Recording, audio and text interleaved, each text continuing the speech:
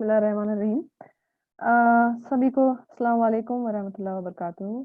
Organisers को and मतलब ऐसा एक स्टडी सर्कल और ऐसे कई ऐसे स्टडी सर्कल्स बनना और स्टडी सर्कल्स ऐसे अगर बनते जाएं, it's a wonderful thing because as Muslim women हम अब हमेशा अपने लिए कुछ ना कुछ स्पेसेस ढूंढ रहे होते हैं, whether that is in in organisations, in campuses, in our families, in our extended circles. तो मैं मतलब शुरू करने से पहले बस वही बोलना चाहती थी कि जिस तरह का ये मॉडल है कि हम आप लोग एक हफ्ता ये हल्का रखते हैं, दूसरा हफ्ता सोशल साइंस पे डिस्कशन रखते हैं। आई फील लाइक वो बहुत अच्छा कॉम्बिनेशन है। तो अम, अम, मैं जो प्रेजेंट करने की कोशिश करूंगी, टॉपिक तो आपके सामने है। ये मेरा एमफिल डिसर्टेशन का टॉपिक है और MPhil dissertation it is a work in progress. मतलब ये it was suppose to be submitted in May, लेकिन पैंडेमिक की वजह से अभी एक्सटेंशन मिला है और जनवरी 1 का डेडलाइन है। तो मतलब शुरू करने से पहले मैं वो एक डिस्क्लेमर देना चाहूंगी कि it is definitely a work in progress. तो अगर आप लोगों के पास सवाल हैं, कमेंट्स हैं, क्रिटिसिज्म है, या कुछ बहुत मतलब ऐसा लग रहा है कि बहुत सारी चीज़ें मिस हुई हैं या गलत अजम्पशंस हैं, अगर आप वो पॉइंट आउट भी करेंगे या अभी भी या प्रोग्राम के बाद भी, तो वो मेरे लिए भी हेल्पफुल रहेगा और इस टॉपिक पे मतलब एक डिस्कशन भी थोड़ा एनरिचिंग होगा। तो हम बात करें religious conversion in contemporary India. जैसे अभी स्पीकर ने बोला कि इट इज समथिंग जो हम मीडिया में मतलब बार बार, इट इज अ टॉपिक जिसके बारे में हमको बहुत सुनने को मिलता है। ऐसा नहीं है कि टॉपिक जो है वो बिल्कुल अनफिमिलियर है। मतलब लेकिन प्रॉब्लम ये है कि टॉपिक के बारे में जो फैक्ट्स हैं उसकी जगह उसके बारे में बहुत सारे मिसकंसेप्शंस, रूमर्स, आज का टर्मिनोलॉजी यूज करें तो फेक न्यूज़ और बहुत सारी ऐसी अफवाहें हैं।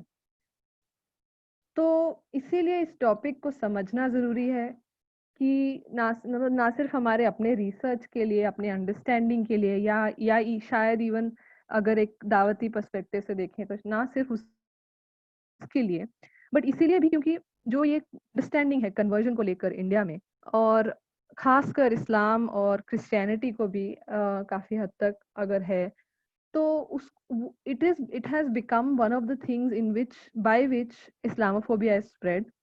And also it is one of those thing जिसको रखकर मुस्लिम्स को बार बार टारगेट किया जाता है, बोला जाता है लव जिहाद, बहुत सारी चीजें, इवन टेरर से कनेक्ट किया जाता है। तो इसीलिए इस टॉपिक को अंडरस्टैंड करना उसके नुएंस के साथ, उसके लीगल एस्पेक्ट्स के साथ, उसके हिस्टोरिकल एस्पेक्ट्स के साथ बहुत ज़रूरी है। तो जैसे शुरू में जब ये मतलब ये मेरी सानिया से भी बात हो रही थी कि ये इस टॉपिक में बात करना चाहती हूँ, तब मैंने ये सजेशन दिया था कि हादिया के बारे में अगर थोड़ा फेमिलियरिटी हो सके तो उस चीज से मुझे लगा कि इस पूरा ड्राई लीगल उस तरह से जाने की जगह हादिया के किस्से से अगर हम शुरू करें तो एक तरह से इंटरेस्टिंग स्टोरी होगा हमें समझने के लिए।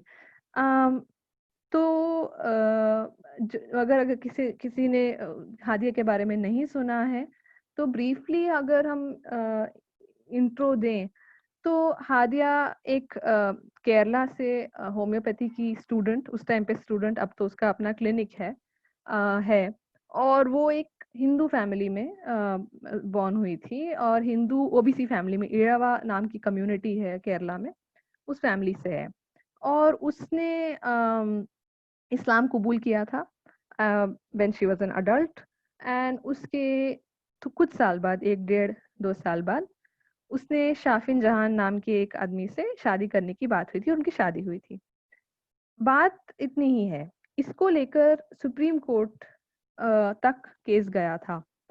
और उसके पेरेंट्स ने इंटरवीन करा और केस फाइल हुआ, जिसमें उन्होंने बोला कि टिपिकली वही बोला, लव जिहाद बोला, ये बोला कि उसने शाफिन के लिए इस्लाम कबूल किया, जबकि टाइमलाइन के हिसाब से वो बिल्कुल एड अप नहीं होता है। शाफिन से मिलने से बहुत पहले उसने इस्लाम कबूल किया था। और फिर वो केस बढ़ते बढ़ते बढ़ते बढ़ते टेरर, एनआईए, सीरिया, जिहाद, बहुत बहुत अलग अलग लेयर्स पे पहुंच गया। और यहाँ तक बात हुई कि हादिया और शाफिन की जो शादी थी, जो जो निकाह था, बिल्कुल लीगल तरीके से, विटनेसेस के सामने, मेहर के साथ, हर हिसाब से सही तरीके से जो शादी हुई थी, निकाह हुआ था, उसको अनल किया गया। मतलब कोर्ट ने दो कंसेंटिंग, अगर बहुत एक लिबरल लीगल मॉडर्न फ्रेमवर्क से भी बात करें, तो दो कंसेंटिंग लीगल अडल्ट्स की शादी को अनल किया, मतलब तोड़ा, खत्म किया। इसके अपील में फाइनली और उसको हाउस अरेस्ट में भी डाला, उसको अपने ही पेरेंट्स के घर में वहीं रहने को बोला जब तक केस नहीं खत्म होता। और and she could not meet her husband, she could not go anywhere. किसी से मिलने नहीं देते थे, जर्नलिस्ट आते थे, किसी से भी नहीं मिलने देते थे, लॉयर्स आते थे।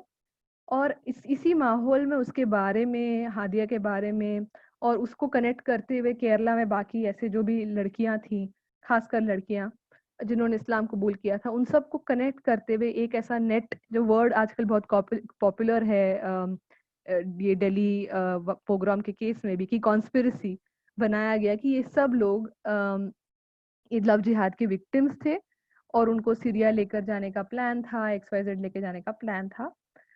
तो फाइनली जब सुप्रीम कोर्ट में केस गया, और केस फाइनली, मतलब उसने खुलकर बहुत साफ शब्दों में उसने जज के सामने बोला कि मुझे, I want freedom and I also want to live with my husband.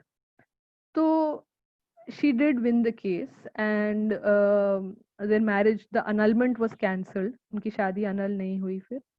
और अभी वो, उसका क्लिनिक है और डॉक्टर है, और वो अल्हम्दुलिल्लाह साथ में है। तो ये जो कहानी है, ये जो एक कहानी मैं इसलिए बोल रही हूँ क्योंकि हादिया की जिंदगी के बारे में, शाफिन की जिंदगी के बारे में ऐसी कहानियां फैलाई गई मीडिया में, इंटरनेशनल मीडिया में, केरला के लोकल मीडिया में भी खासकर, कि मतलब सच और झूठ का तो कुछ रहा ही नहीं वहां पर। हादिया का केस एक बहुत लैंडमार्क केस बना रिलीजियस कन्वर्जन के डिबेट में, कि इंडिया जो है, इंडियन कॉन्स्टिट्यूशन जो है, बहुत क्लियरली ये रिलीजियस फ्रीडम को गारंटी करता है। In the text of the law, and also अगर हम स्पिरिट ऑफ द लॉ की बात करें, कि बस सिर्फ नाम के लिए नहीं, बहुत कॉन्क्रीटली भी बोलता है कि जो इंडिया के सिटीजन्स हैं वो they are free to propagate, practice, preach their religion. तो ये बहुत कॉन्ट्रडिक्टरी फिर बात आ जाती है, लोग यही, मतलब सवाल आता है कि ऐसे स्टेट में जहाँ पर एटलीस्ट एटलीस्ट कॉन्स्टिट्यूशन में ऐसा लिखा गया है कि रिलीजियस फ्रीडम को बहुत प्रोटेक्शन है, वहाँ पर एक अडल्ट वुमन जिसने एक रिलीजन कबूल किया, उसको, उसकी शादी अनल करके, उसको हाउस अरेस्ट में डाल के, और उस पे इतना शक डालने का हक कैसे आया, कहाँ से आया? और ये, इसका जवाब जो है बहुत इजी नहीं है। अम, इसका जवाब इंडियन हिस्ट्री में, मतलब कंटेम्प्रेरी हिस्ट्री अगर आखिरी 100 साल भी देख लें, उसमें आता है। और इसका जवाब इसमें भी आता है कि हम जिस तरह से मीडिया भी रिलीजन के बारे में, खासकर इस्लाम और कुछ हद तक क्रिश्चियनिटी के बारे में बायसेस फैलाता है लोगों में, वो बहुत अंदर तक चला जाता है। तो वो एक लेवल पे सोसाइटी में वो बायसेस हैं, और सोसाइटी के बायसेस जो हैं वो लॉ के बायसेस में भी आ जाते हैं। मतलब it's a productive relationship. Legally जो बायसेस हैं, लीगली जो बहुत सारे प्रॉब्लम्स हैं जिसको मैं थोड़ा हाईलाइट करूँगी स्लाइड्स में, वो सोसाइटी में भी एक तरह का डाउट क्रिएट करता है, और सोसाइटी के जो बायसेस हैं वो कोर्ट हियरिंग्स में एक लीगल और पॉलिटिकल डायनामिक्स में भी प्रोड्यूस करता है।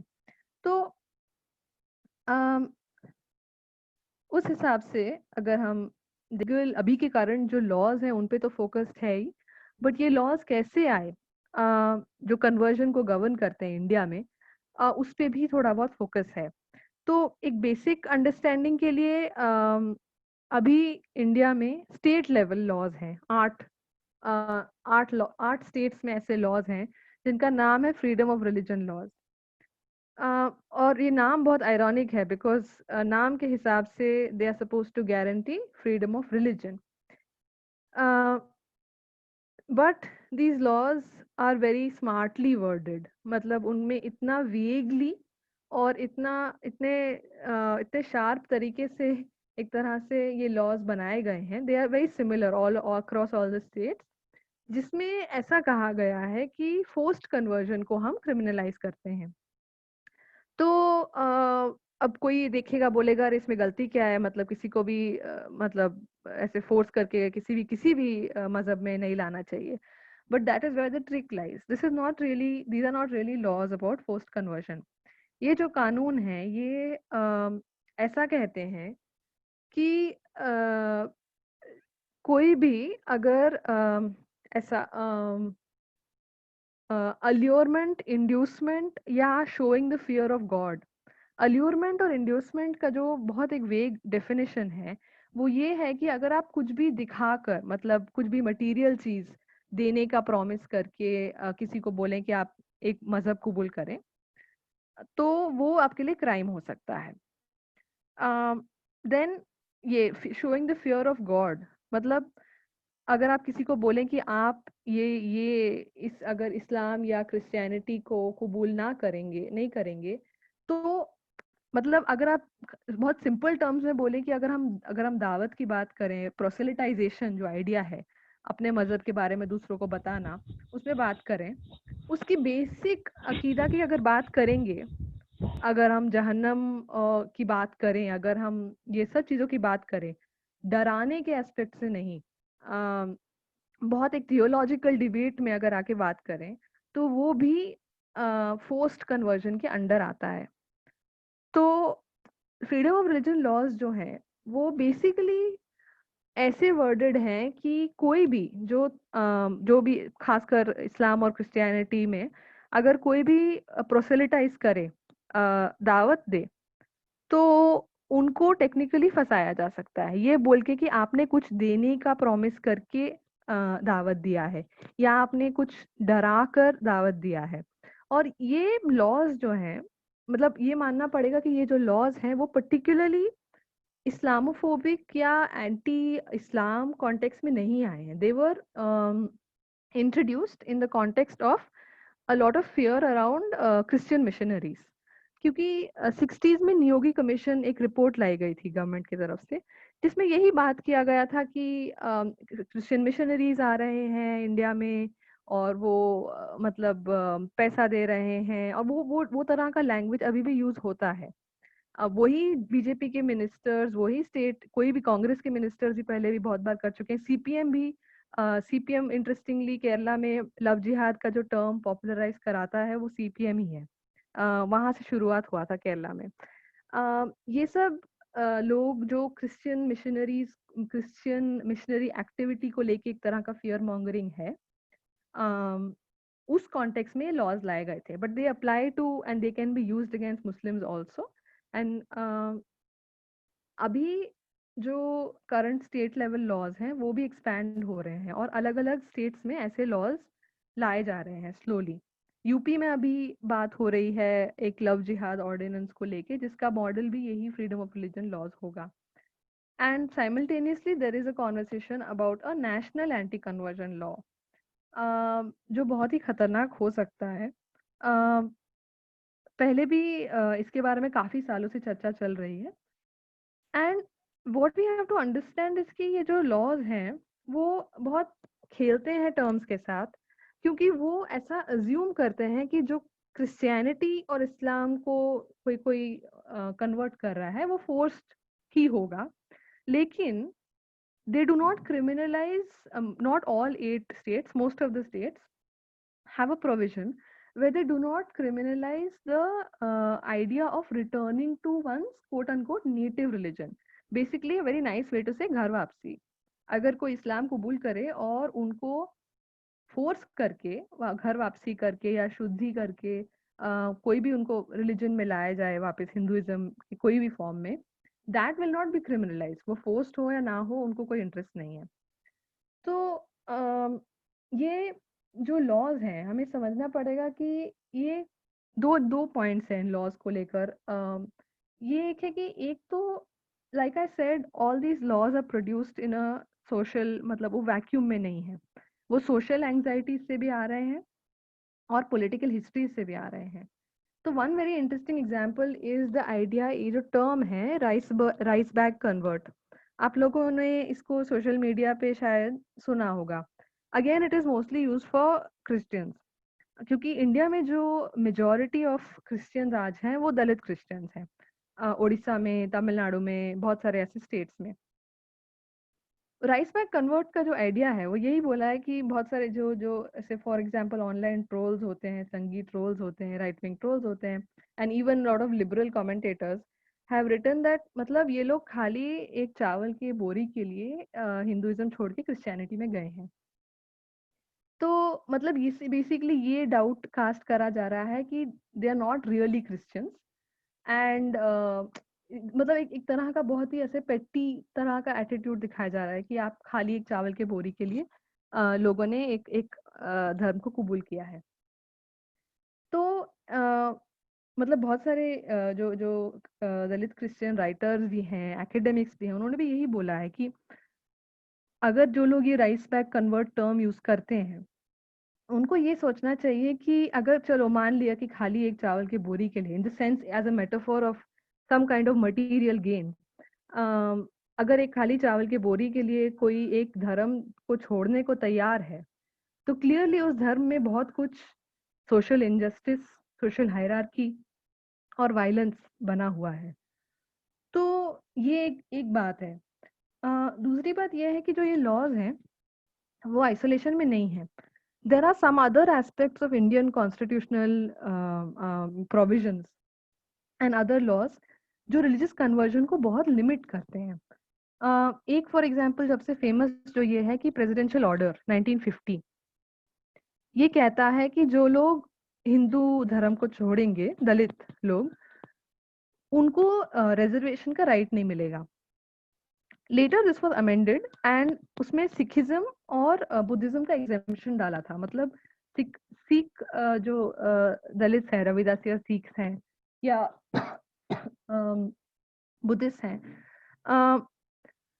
जो बहुत large chunk of Indian Buddhist, वो अम्बेडकराइट बुद्धिस्ट हैं, जो अम्बेडकर, बाबा साहेब अम्बेडकर के बाद उन्होंने बुद्धिज्म कबूल किया था, उन लोगों को रिजर्वेशन का हक अब है अमेंडमेंट के बाद. लेकिन जो दलित क्रिश्चियन और दलित मुस्लिम्स हैं, they do not have the right to reservation. तो इमेजिन कि वो कितना बड़ा एक थ्रेट है. रिजर्वेशन, अफर्मेटिव एक्शन जो एक राइट है, एक राइट है, उसको आप लूज करेंगे अगर आप इस्लाम या क्रिश्चियनिटी कबूल करेंगे. तो दूसरा जैसे for example Hindu succession act, Hindu marriage act, ये सब जो एक्ट्स हैं इसमें फॉर एग्जांपल इस्लाम या क्रिश्चियनिटी को कबूल करना डिवोर्स के लिए ग्राउंड्स है. सिमिलरली सक्सेशन एक्ट में भी ऐसे प्रोविजंस हैं कि मतलब जिससे आपका इनहेरिटेंस, प्रॉपर्टी लॉस हो सकता है. तो ओवरऑल हम लीगली अगर देखें तो religious conversion is a very very complicated arena and a very complicated process for anybody in India. देखने में तो हम बहुत ही एक कॉन्स्टिट्यूशन अगर इन इटसेल्फ पढ़ें तो ऐसा लगता है कि religious freedom is a emphasized value. But अगर आप फाइन प्रिंट में जाएं तो it's a very complicated issue, which is why for example rice bag convert के साथ क्रिप्टो क्रिश्चियनिटी कुछ लोग बोलते हैं.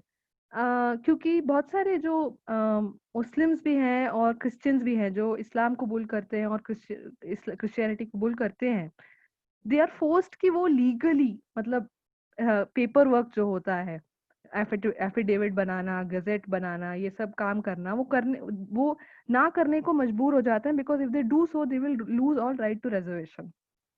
सो इसको राइट विंग गाली देते हुए बोलता है कि क्रिप्टो क्रिश्चियनिटी, क्योंकि लोग ओपनली नहीं एडमिट कर रहे कि हम क्रिश्चियंस हैं या हम मुस्लिम्स हैं। सवाल यह है कि ऐसे एटमॉस्फेयर में जहां पर it is a threat to life, Hadiya के केस में और कुछ और केसेस में जो मैं एड्रेस करूंगी, वहां पर लोग ओपनली अनाउंस करना बहुत रिस्की चीज है। तो कुछ इमेजेस मैंने यहाँ पर डाले थे, I think we'll just go through them a little bit. एक तो पहला जो स्लाइड है वो ये है ग्राहम स्टेन्स का। ग्राहम स्टेन्स एक ऑस्ट्रेलियन क्रिश्चियन मिशनरी थे जो 1965 में ही इंडिया आ गए थे। बट और उन्होंने बहुत साल काम किया था, लेप्रेसी पे काम किया था उड़ीसा में। और इन 1999 वो और उनके जो दो बेटे थे वो कहीं गए थे उड़ीसा में ही, मिशन के काम से ही, एंड वो रात को उनको जगह कहीं और बराबर सोने को नहीं मिला, तो वो अपनी गाड़ी में सोए थे, and they were burnt to death, him and his two sons, and by Bajrang Dal Orissa में, क्योंकि उड़ीसा में बहुत एंटी क्रिश्चियन सेंटिमेंट फैलाया गया है। देन हादिया का जो हमने केस डिस्कस किया, दिस जो लेफ्ट में जो फोटो है वो अभी थोड़ा रिसेंट है, पिछले साल का है। After everything that she overcame and everything that she fought, उसने अपना सेंटर होम्योपैथी क्लिनिक खोला था। ये उस टाइम पे 2018 2019 में जो प्रोटेस्ट, 18 की बात है, प्रोटेस्ट हो रहे थे हादिया को रिहा करने के लिए उसके घर से, उसके हाउस अरेस्ट से, उसका फोटो है, केरला की फोटो है ये। फैजल, ऐसे ऐसे बहुत सारे केसेस हैं, बट फैजल का केस बहुत ट्रेजिक है। वो भी इस्लाम कबूल किया था 2015-16 के आसपास, and he was killed by RSS and VHP workers in Kerala. And later, after he was killed, his entire family accepted Islam. मैंने उड़ीसा की बात करी थी, वैसे ही उड़ीसा में बहुत हमेशा एंटी क्रिश्चियन सेंटिमेंट है।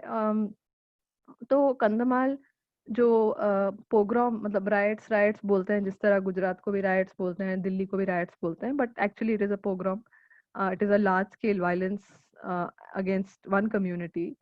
उसमें ऐसा ही हुआ था कि मास लेवल पे चर्चेस, कॉन्वेंट्स, हॉस्टल्स और ऐसे सारे जो भी क्रिश्चियन पब्लिक लाइफ के कुछ जो भी सिंबल दिखा किसी को, उसको जलाया गया था।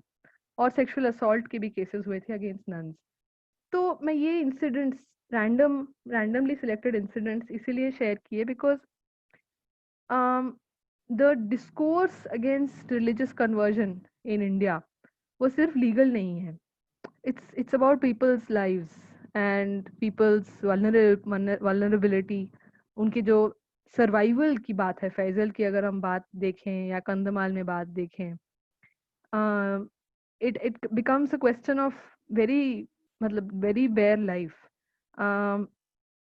तो uh, इसमें कुछ मतलब मैं बहुत डिटेल में नहीं जाऊंगी, लेकिन इसके अपने अगर हम अभी हमने कंटेम्पररी इंडिया में जो रिलीजियस कन्वर्जन को लेके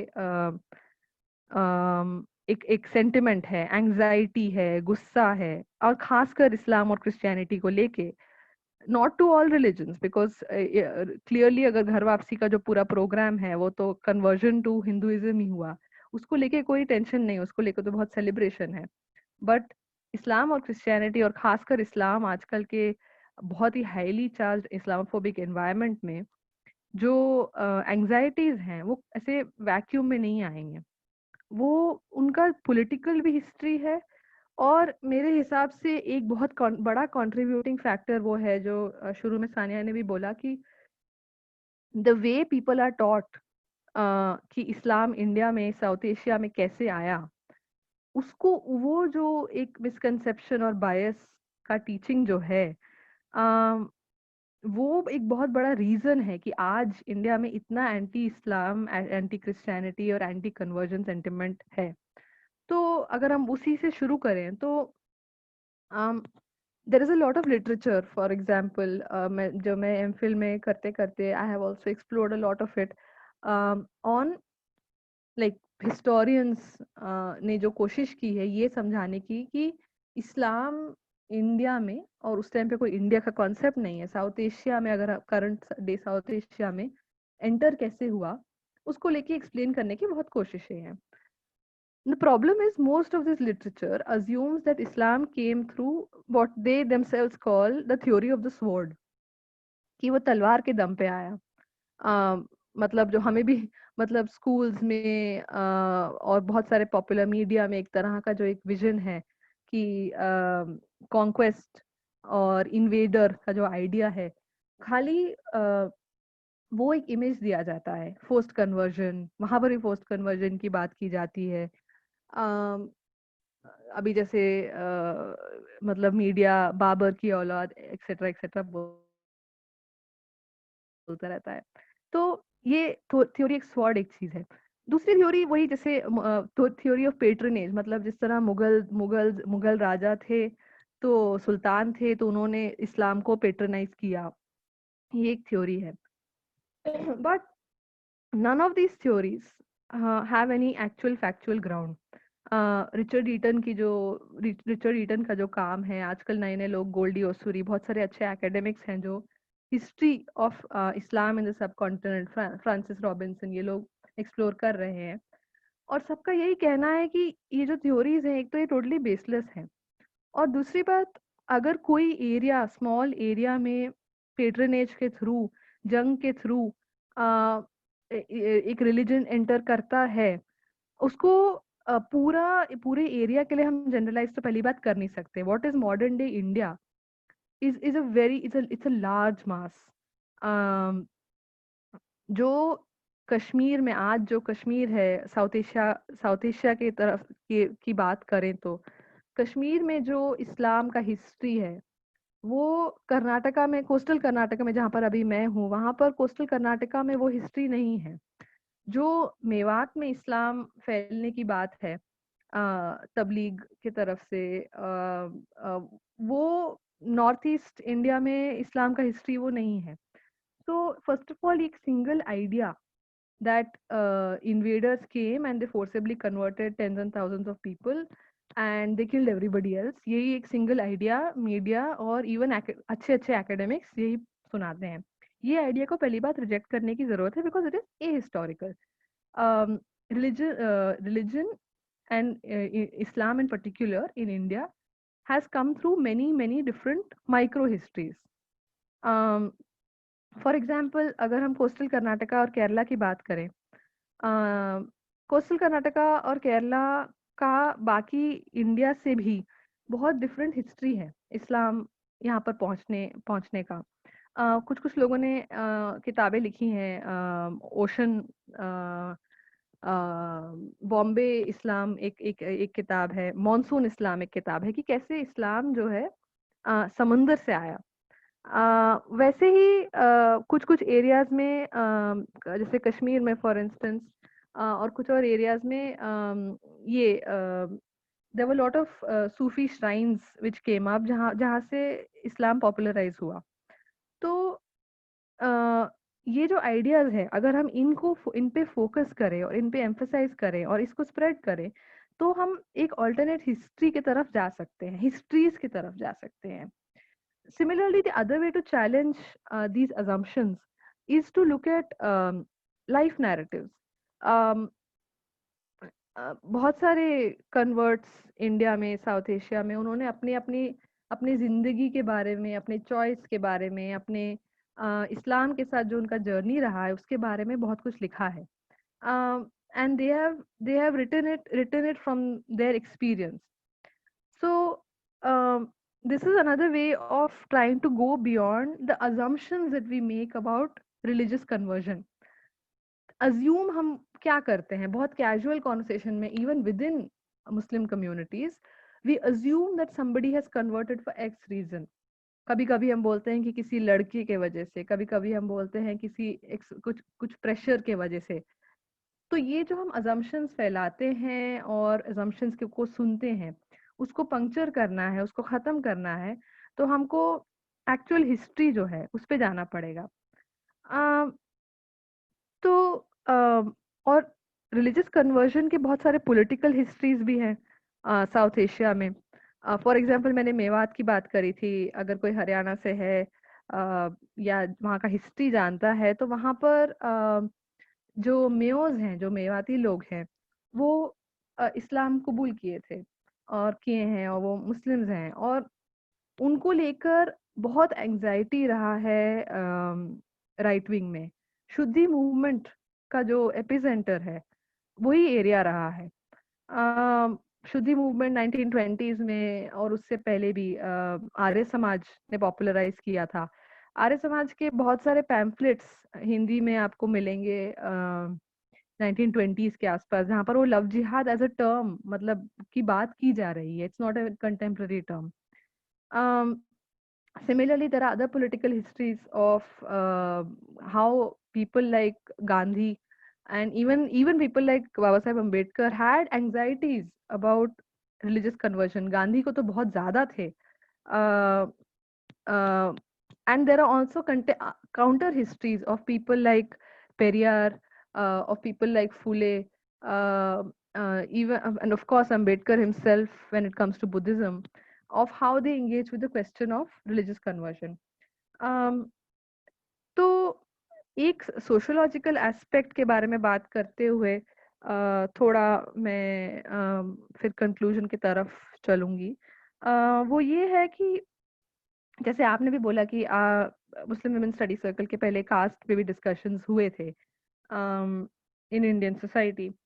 रिलीजियस कन्वर्जन का और रिलीजन इटसेल्फ का कास्ट से बहुत एक इंट्रिकेट और कॉम्प्लिकेटेड और इंटरट्वाइंड रिश्ता है। One debate that has always come up with conversion is that many people convert to escape the rigid and violent social order of Hinduism today and have always done so. मतलब वही इसलिए अंबेडकर, पेरियार, ज्योतिबा फूले, इन सब के बारे में, इन सब ने अलग अलग अपने लाइफ में अलग अलग पॉइंट्स पे, अयोध्या सर, सब ने डिफरेंट रिलीजन्स के साथ डिबेट किया है, एक्सपेरिमेंट किया है, सोचा है, गौर फिक्र किया है और उनको एम्ब्रेस भी किया है। ऐसा क्यों है? Because they were anti cast thinkers, they were philosophers, they were activists, they were politicians, all of these things, and उनको एक रास्ता ढूंढना था अम, एक एक इस रिजिड सोशल ऑर्डर से। अम, और उनके मन में ये डिबेट जरूर था कि कन्वर्जन जो है क्या वो इस चीज को चैलेंज कर सकता है। तो इस चीज का इसका इसका जो एक एक कॉन्क्रीट सिंगुलर आंसर नहीं है।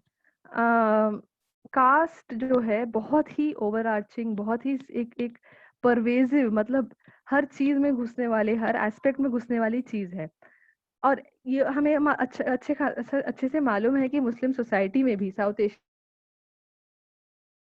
में, not just in India, caste has become an everyday reality.